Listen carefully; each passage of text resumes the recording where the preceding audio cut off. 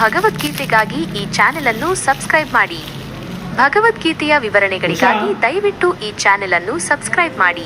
ಯಜ್ಞಗಳ ಮೂಲ ಮತ್ತು ಮೋಕ್ಷದ ಮಾರ್ಗ. ಶ್ಲೋಕ.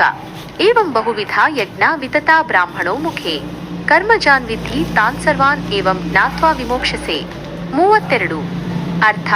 ಹೀಗೆ ಏವಂ ಹಲವು ವಿಧಗಳಾದ ಯಜ್ಞಗಳು, ಬಹುವಿಧ ಯಜ್ಞಾಃ ಬ್ರಹ್ಮದ ಮುಖದಿಂದ ವೇದಗಳಿಂದ, ಬ್ರಾಹ್ಮಣೋ ಮುಖೇ ವಿಸ್ತರಿಸಲ್ಪಟ್ಟಿವೆ, ವಿವರಿಸಲ್ಪಟ್ಟಿವೆ, ವಿತತಾಃ ಅವೆಲ್ಲವನ್ನು ಕರ್ಮದಿಂದ ಜನಿಸಿದವು, ಕರ್ಮಜಾನ್ ಎಂದು ತಿಳಿ.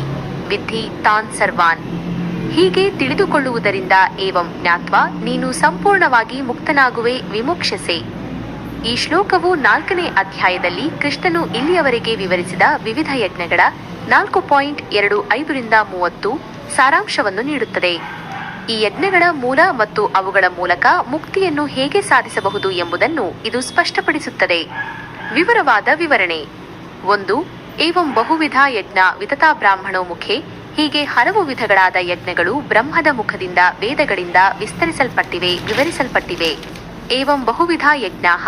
ಹೀಗೆ ಹಲವು ವಿಧದ ಯಜ್ಞಗಳು ಎಂದರೆ ಕೃಷ್ಣನು ಹಿಂದಿನ ಶ್ಲೋಕಗಳಲ್ಲಿ 4.25-4.30 ವಿವರಿಸಿದ ಎಲ್ಲಾ ರೀತಿಯ ಯಜ್ಞಗಳನ್ನು ಸೂಚಿಸುತ್ತದೆ. ದ್ರವ್ಯಯಜ್ಞ, ತಪೋಯಜ್ಞ, ಯೋಗಯಜ್ಞ, ಸ್ವಾಧ್ಯಾಯ ಯಜ್ಞ, ಜ್ಞಾನಯಜ್ಞ, ಪ್ರಾಣಾಯಾಮ ಯಜ್ಞ, ಇಂದ್ರಿಯ ಸಂಯಮ ಯಜ್ಞ ಇತ್ಯಾದಿ. ವಿತತಾ ಬ್ರಾಹ್ಮಣೋ ಮುಖೇ. ವಿತತ ಎಂದರೆ ವಿಸ್ತರಿಸಲ್ಪಟ್ಟಿವೆ ಅಥವಾ ವಿವರಿಸಲ್ಪಟ್ಟಿವೆ. ಬ್ರಾಹ್ಮಣೋ ಮುಖೇ ಎಂದರೆ ಬ್ರಹ್ಮದ ಮುಖದಿಂದ ಅಥವಾ ವೇದಗಳಿಂದ. ಇಲ್ಲಿ ಬ್ರಹ್ಮ ಎಂದರೆ ಪರಮ ಸತ್ಯ ಅಥವಾ ವೇದಗಳು ಶಬ್ದ ಬ್ರಹ್ಮ. ವೇದಗಳು ಜ್ಞಾನದ ಮೂಲ. ಈ ಹೇಳಿಕೆಯು ಈ ಎಲ್ಲಾ ಯಜ್ಞಗಳು ಕೇವಲ ಮಾನವ ನಿರ್ಮಿತವಲ್ಲ, ಬದಲಿಗೆ ದಿವ್ಯ ಮೂಲದಿಂದ ಬಂದಿವೆ.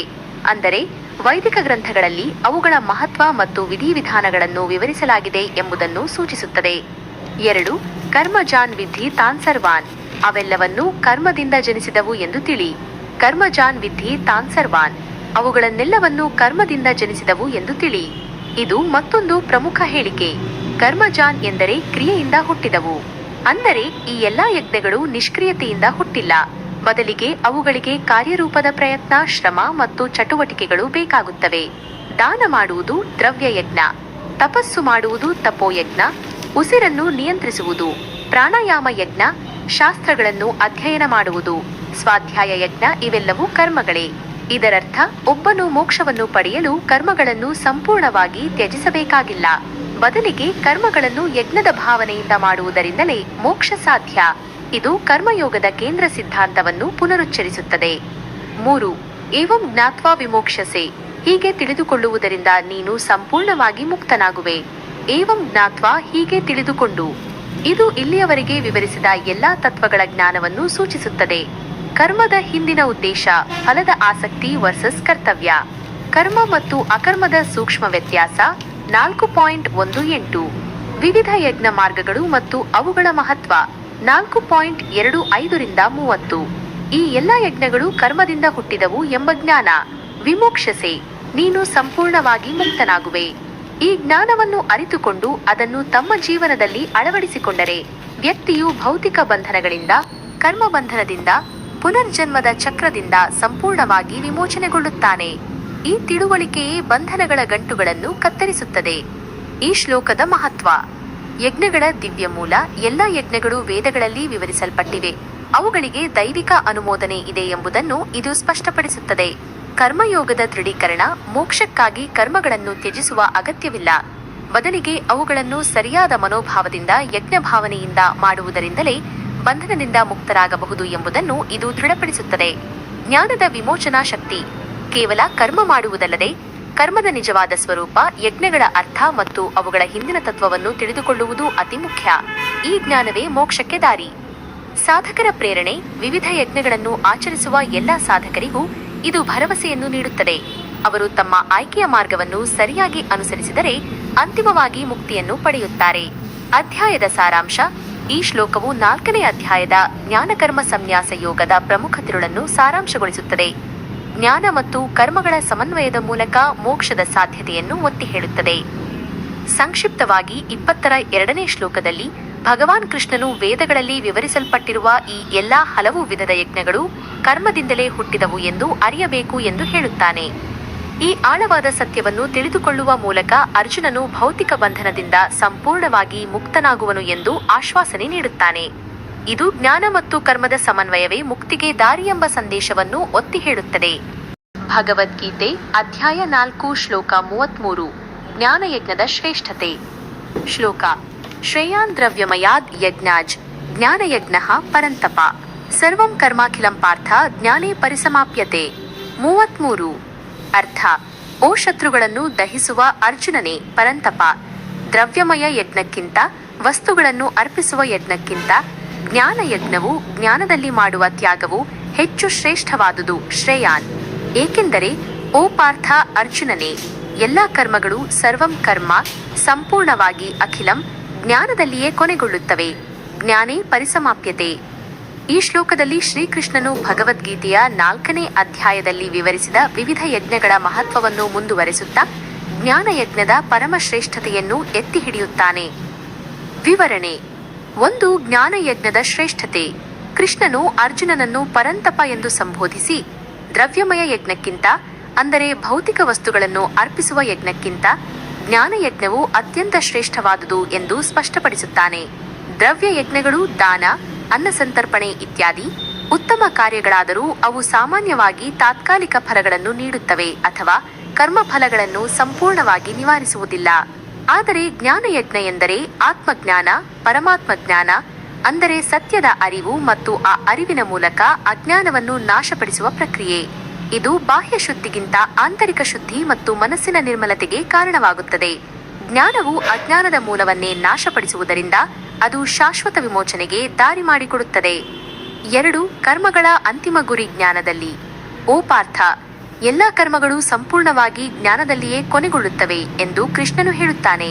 ಇದರರ್ಥ ಒಬ್ಬ ವ್ಯಕ್ತಿ ಮಾಡುವ ಎಲ್ಲಾ ಚಟುವಟಿಕೆಗಳು ಮತ್ತು ವಿವಿಧ ಯಜ್ಞಗಳು ಅಂತಿಮವಾಗಿ ತಮ್ಮ ಪರಿಪೂರ್ಣತೆ ಮತ್ತು ಉದ್ದೇಶವನ್ನು ಜ್ಞಾನದಲ್ಲಿ ಕಂಡುಕೊಳ್ಳುತ್ತವೆ.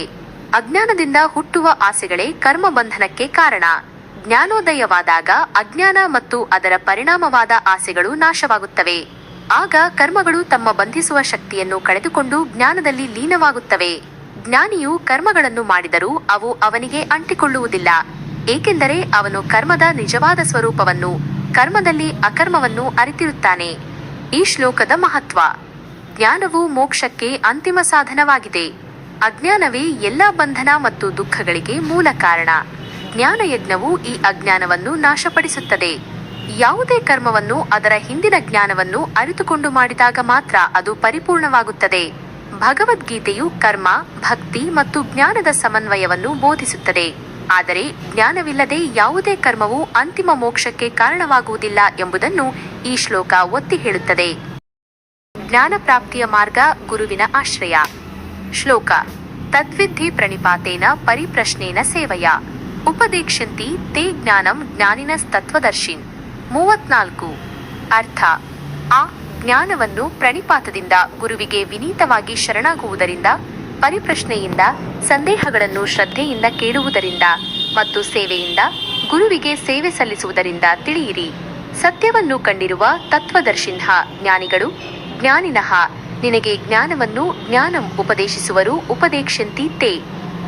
ಈ ಶ್ಲೋಕವು ಭಗವದ್ಗೀತೆಯ 4ನೇ ಅಧ್ಯಾಯದಲ್ಲಿ ಹಿಂದಿನ ಶ್ಲೋಕಗಳಲ್ಲಿ 4.33 ಜ್ಞಾನದ ಶ್ರೇಷ್ಠತೆಯನ್ನು ಹೇಳಿದ ನಂತರ ಆ ಜ್ಞಾನವನ್ನು ಹೇಗೆ ಪಡೆಯಬೇಕು ಎಂಬುದರ ಕುರಿತು ಸ್ಪಷ್ಟ ಮಾರ್ಗದರ್ಶನ ನೀಡುತ್ತದೆ. ಕೃಷ್ಣನು ಇಲ್ಲಿ ನಿಜವಾದ ಜ್ಞಾನವನ್ನು ಪಡೆಯಲು ಸದ್ಗುರುವಿನ ಅವಶ್ಯಕತೆ ಮತ್ತು ಗುರುವಿನ ಬಳಿ ಹೋಗುವ ಸರಿಯಾದ ವಿಧಾನವನ್ನು ವಿವರಿಸುತ್ತಾನೆ. ವಿವರವಾದ ವಿವರಣೆ: 1. ತದ್ವಿಧಿ ಪ್ರಣಿಪಾತೇನ, ಆ ಜ್ಞಾನವನ್ನು ವಿನೀತವಾಗಿ ಶರಣಾಗುವುದರಿಂದ ತಿಳಿಯಿರಿ. ತದ್ವಿಧಿ, ಆ ಜ್ಞಾನವನ್ನು ತಿಳಿಯಿರಿ. ಇಲ್ಲಿ ತತ್ ಎಂದರೆ ಹಿಂದೆ ಹೇಳಿದ ಜ್ಞಾನಯಜ್ಞದ ಶ್ರೇಷ್ಠತೆ ಮತ್ತು ಆ ಜ್ಞಾನದಿಂದ ಸಿಗುವ ಮೋಕ್ಷದ ಜ್ಞಾನ. ಪ್ರಣಿಪಾತೇನ, ಪ್ರಣಿಪಾತದಿಂದ. ಪ್ರಣಿಪಾತ ಎಂದರೆ ಸಂಪೂರ್ಣ ಶರಣಾಗತಿ, ವಿನಯ, ನಮ್ರತೆ ಮತ್ತು ಗೌರವದಿಂದ ಗುರುವಿನ ಪಾದಗಳಿಗೆ ನಮಸ್ಕರಿಸುವುದು. ಇದು ಕೇವಲ ದೈಹಿಕ ನಮಸ್ಕಾರವಲ್ಲ, ಬದಲಿಗೆ ಅಹಂಕಾರವನ್ನು ತ್ಯಜಿಸಿ ಗುರುವನ್ನು ತಮ್ಮ ಮಾರ್ಗದರ್ಶಕರೆಂದು ಸಂಪೂರ್ಣವಾಗಿ ಒಪ್ಪಿಕೊಳ್ಳುವ ಮಾನಸಿಕ ಸ್ಥಿತಿ. ಅಹಂಕಾರವನ್ನು ಬಿಡದೆ ನಿಜವಾದ ಜ್ಞಾನವನ್ನು ಪಡೆಯಲು ಸಾಧ್ಯವಿಲ್ಲ. 2. ಪರಿಪ್ರಶ್ನೇನ, ಸಂದೇಹಗಳನ್ನು ಶ್ರದ್ಧೆಯಿಂದ ಕೇಳುವುದರಿಂದ. ಪರಿಪ್ರಶ್ನೇನ, ಪರಿಪ್ರಶ್ನೆಯಿಂದ. ಪರಿ ಎಂದರೆ ಸಂಪೂರ್ಣವಾಗಿ, ಸಮಗ್ರವಾಗಿ. ಪ್ರಶ್ನ ಎಂದರೆ ಕೇಳುವುದು. ಅಂದರೆ ಜಿಜ್ಞಾಸೆಯಿಂದ, ಶ್ರದ್ಧೆಯಿಂದ ಮತ್ತು ಸ್ಪಷ್ಟತೆಗಾಗಿ ಗುರುವಿಗೆ ಪ್ರಶ್ನೆಗಳನ್ನು ಕೇಳುವುದು. ಇದು ಕೇವಲ ವಾದಕ್ಕಾಗಿ ಪ್ರಶ್ನಿಸುವುದಲ್ಲ, ಬದಲಿಗೆ ತಮ್ಮ ಸಂದೇಹಗಳನ್ನು ನಿವಾರಿಸಿಕೊಳ್ಳಲು, ವಿಷಯವನ್ನು ಆಳವಾಗಿ ಅರ್ಥಮಾಡಿಕೊಳ್ಳಲು ಪ್ರಾಮಾಣಿಕವಾಗಿ ಕೇಳುವ ಪ್ರಯತ್ನ. ಗುರುವನ್ನು ಪರೀಕ್ಷಿಸುವುದಲ್ಲ, ಬದಲಿಗೆ ಗುರುಗಳಿಂದ ಜ್ಞಾನವನ್ನು ಗ್ರಹಿಸುವ ಮನೋಭಾವ. 3. ಸೇವೆಯ. ಗುರುವಿಗೆ ಸೇವೆ ಸಲ್ಲಿಸುವುದರಿಂದ. ಸೇವೆಯ, ಸೇವೆಯಿಂದ. ಗುರುವಿಗೆ ಸೇವೆ ಸಲ್ಲಿಸುವುದು ಎಂದರೆ ಗುರುವಿನ ಆಜ್ಞೆಗಳನ್ನು ಪಾಲಿಸುವುದು, ಗುರುಗಳಿಗೆ ಸಹಾಯ ಮಾಡುವುದು ಮತ್ತು ಅವರ ಕಾರ್ಯಗಳಲ್ಲಿ ಸಹಕರಿಸುವುದು. ಇದು ಗುರುವಿನ ಮೇಲಿನ ನಿಷ್ಠೆ, ಭಕ್ತಿ ಮತ್ತು ಕೃತಜ್ಞತೆಯನ್ನು ತೋರಿಸುತ್ತದೆ. ಸೇವೆಯ ಮೂಲಕ ಅಹಂಕಾರವು ಮತ್ತಷ್ಟು ಕರಗುತ್ತದೆ ಮತ್ತು ಹೃದಯ ಶುದ್ಧವಾಗುತ್ತದೆ. ಇದು ಜ್ಞಾನವನ್ನು ಸ್ವೀಕರಿಸಲು ಸೂಕ್ತ ವಾತಾವರಣವನ್ನು ಸೃಷ್ಟಿಸುತ್ತದೆ. 4. ಉಪದೇಕ್ಷಂತಿ ತೇ ಜ್ಞಾನಂ ಜ್ಞಾನಿನಸ್ತತ್ವದರ್ಶಿ. ಸತ್ಯವನ್ನು ಕಂಡಿರುವ ಜ್ಞಾನಿಗಳು ನಿನಗೆ ಜ್ಞಾನವನ್ನು ಉಪದೇಶಿಸುವರು. ಜ್ಞಾನಿನಃ, ಜ್ಞಾನಿಗಳು. ಇಲ್ಲಿ ಜ್ಞಾನಿ ಎಂದರೆ ಕೇವಲ ಶಾಸ್ತ್ರಗಳನ್ನು ಅಧ್ಯಯನ ಮಾಡಿದವರಲ್ಲ, ಬದಲಿಗೆ ಆ ಶಾಸ್ತ್ರಗಳ ಸಾರವನ್ನು ಅನುಭವದಿಂದ ತಿಳಿದಿರುವವರು. ತತ್ವದರ್ಶಿನಃ, ಸತ್ಯವನ್ನು ಕಂಡಿರುವವರು, ಪರಮ ಸತ್ಯವನ್ನು ಸಾಕ್ಷಾತ್ಕರಿಸಿಕೊಂಡವರು. ಇವರು ಪುಸ್ತಕ ಜ್ಞಾನಕ್ಕೆ ಸೀಮಿತರಾಗಿರುವುದಿಲ್ಲ, ಬದಲಿಗೆ ತಮ್ಮ ಅನುಭವದಲ್ಲಿ ಸತ್ಯವನ್ನು ಕಂಡವರು.